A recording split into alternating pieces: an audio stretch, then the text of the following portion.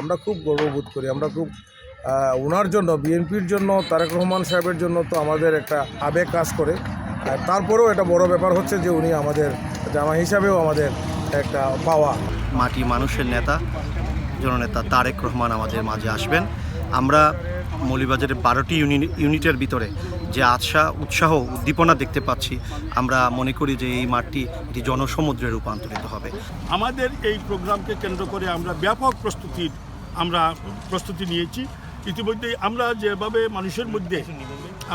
মানুষের মধ্যে সাড়া পেয়েছি, আমাদের ধারণা যে লক্ষাধিক মানুষ এখানে উপস্থিত হবে উনাকে দেখার জন্য, উনার কথা শোনার জন্য।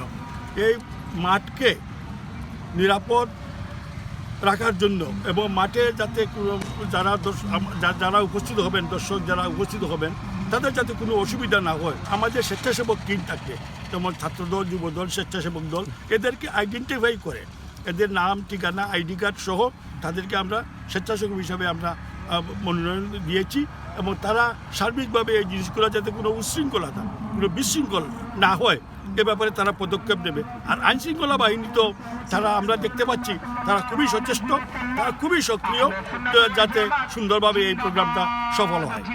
এই জমায়েত করতে গিয়া মানুষের নিরাপদ এবং মানুষের সেফ সিকিউরিটি দেওয়ার জন্য যতটুকু করার, এগুলো আইনশৃঙ্খলার মাধ্যমে আমরা স্বেচ্ছাসেবক দল, যুবদল, ছাত্রদল, বিএনপি, অঙ্গ সংগঠন সকল মিলেই আমরা এটা আয়োজন করতেছি।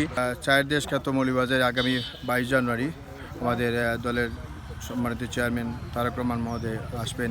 ইতিমধ্যে আমরা দেখতে পাচ্ছি আমাদের তৃণমূল পর্যায়ে নেতাকর্মীদের উৎসাহ উদ্দীপনা সৃষ্টি হয়েছে। আমরা আশা রাখবো সকলের উপস্থিতি এই জনসভা একটা মহা জনসমুদ্রে পরিণত হবে। আপনাদের সকলকে এই জনসভায় যোগদান করার জন্য আমি উদারত আহ্বান জানাচ্ছি।